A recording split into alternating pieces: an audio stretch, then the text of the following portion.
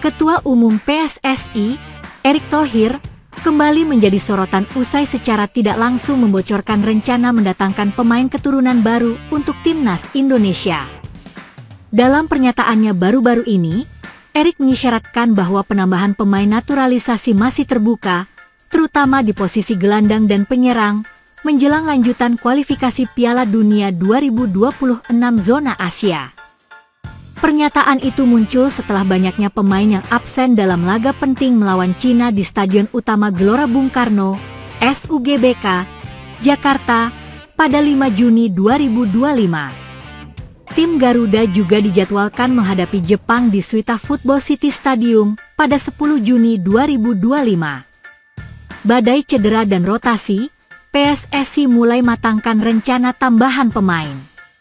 Dalam daftar 32 pemain yang dipanggil Patrick Kluivert ke TC di Bali, terdapat beberapa nama baru seperti Stefano Lillipali, Reza Arya, dan Beckham Putra.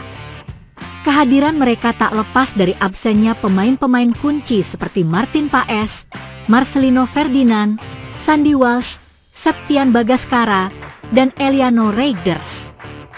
Absennya 5 pemain itu disebabkan oleh akumulasi kartu, cedera, hingga alasan keluarga.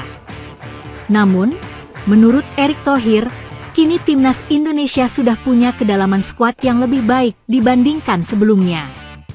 Kalau dulu 1-2 pemain cedera, kita langsung pusing. Sekarang sudah bisa kita atasi. Ini karena kedalaman tim sudah 2x11 pemain, ujar Erick di Jakarta. Erick Thohir, lini tengah dan depan masih kurang 1-2 pemain lagi. Meski merasa cukup puas dengan performa lini belakang, Erick Thohir tetap menilai lini tengah dan depan masih butuh tambahan pemain. Di posisi gelandang sudah oke, tapi mungkin masih kurang 1 atau 2 pemain. Di lini depan juga masih butuh penguatan, ucap Erick, seolah memberikan kode keras bahwa proses naturalisasi belum berhenti.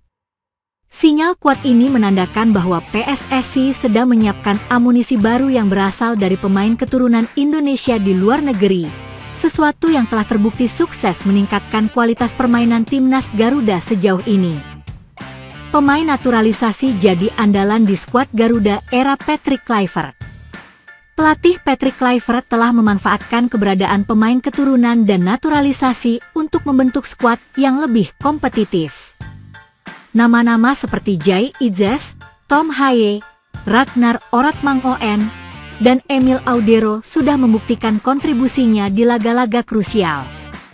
Kini, publik menantikan siapa sosok baru yang dimaksud Erick Thohir.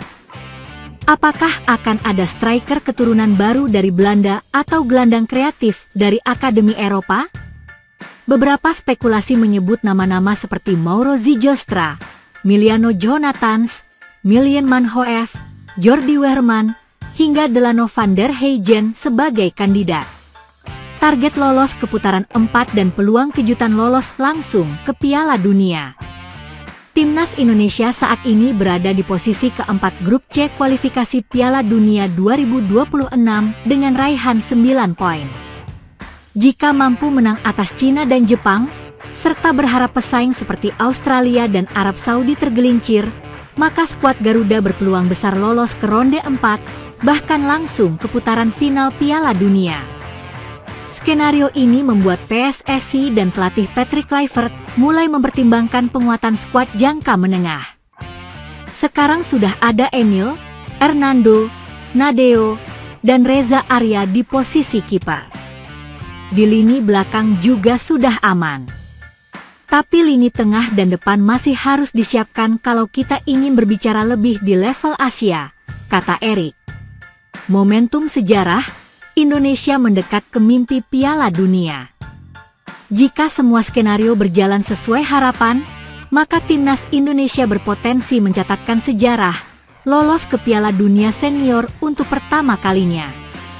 PSSI pun disebut telah mempersiapkan segala kemungkinan, mulai dari manajemen jadwal, fasilitas pemusatan latihan, hingga penambahan pemain berkualitas dari diaspora. Ini adalah momen yang tidak boleh disia-siakan. Keberhasilan Indonesia menembus Piala Dunia akan mengubah arah sepak bola nasional untuk selama-lamanya.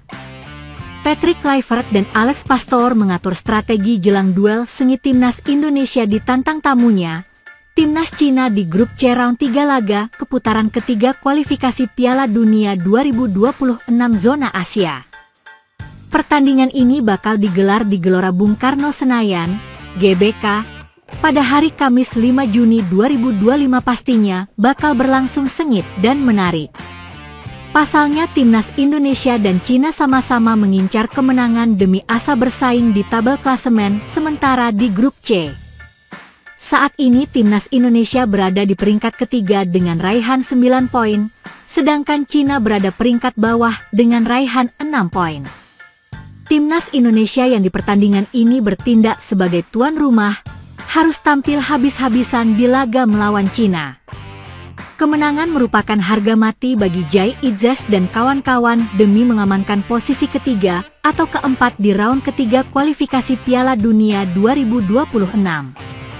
Meski tidak mudah dikarenakan di laga ini, Cina tentunya akan berupaya bangkit usai menelan 2 kali kekalahan beruntun dan saat ini berada di dasar klasemen. Namun pelatih Timnas Indonesia Patrick Kluivert dan asisten pelatih Alex Pastoor optimis, skuad Garuda mampu menuntaskan perlawanan Timnas Cina di pertandingan nanti. Apalagi di laga ini Timnas Indonesia bermain di kandang sendiri yang tentunya akan mendapat dukungan penuh dari ribuan supporter Garuda.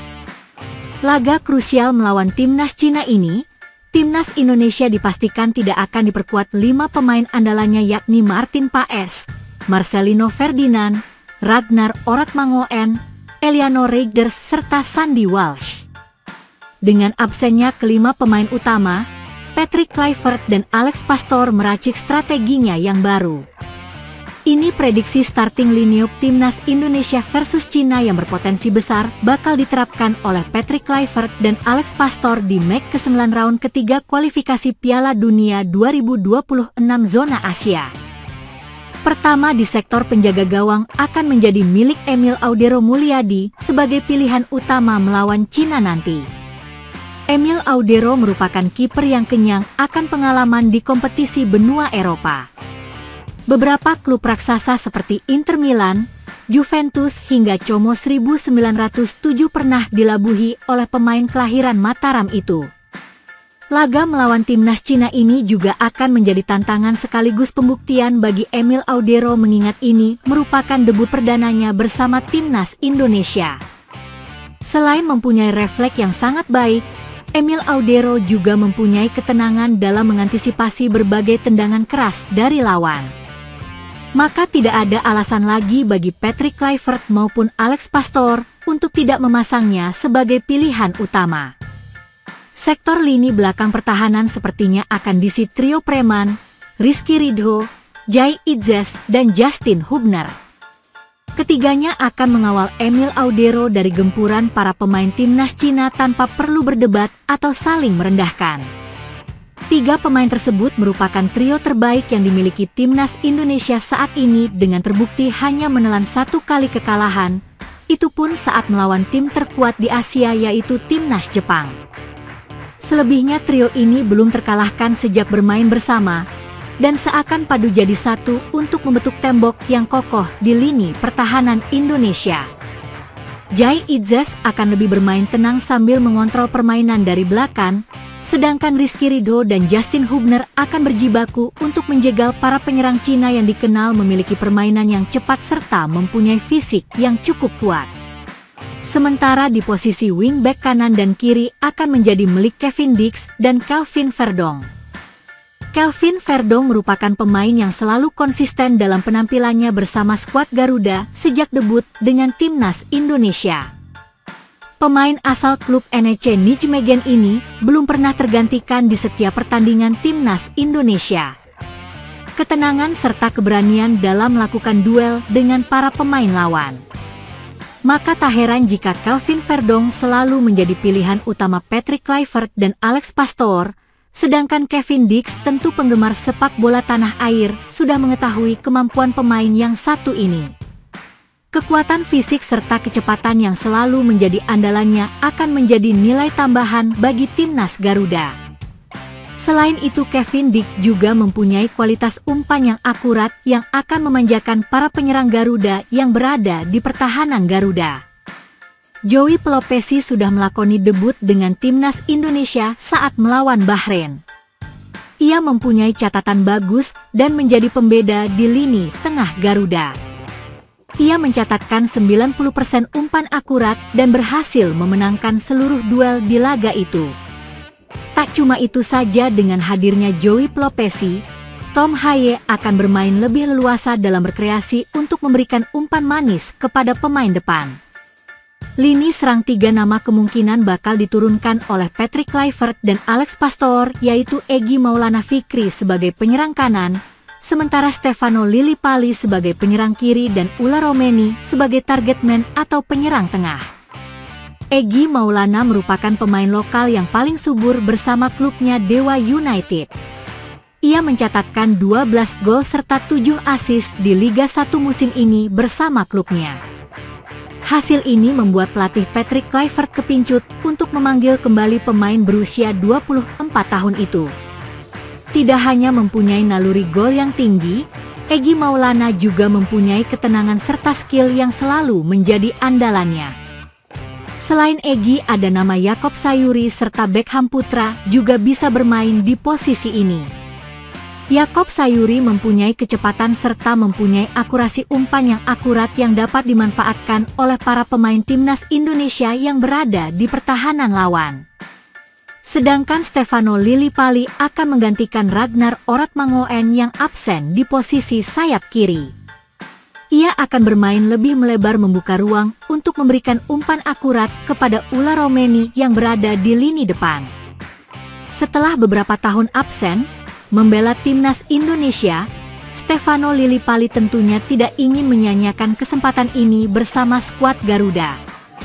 Kehadirannya diharapkan mampu memberikan kontribusi yang maksimal terhadap lini serang Garuda. Selain Stefano Lillipali, di posisi ini ada nama Rafael Struijk serta Dean James yang siap menunggu di bangku cadangan. Sedangkan Ulla Romeni, tentu kita sudah mengetahui kemampuan pemain yang satu ini, bermain 2 kali pertandingan bersama skuad Garuda mampu menciptakan 2 gol bagi timnas Indonesia. Ketenangan serta skill yang selalu menjadi andalannya akan membuat lini serang Garuda semakin mematikan di lini depan. Selain mempunyai naluri gol yang tinggi, Ulla Romeni juga mempunyai kecepatan serta kelincahan dalam melakukan serangan. Maka tak heran jika pemain asal Oxford United ini selalu menjadi andalan utama di setiap pertandingan Garuda di lini serang.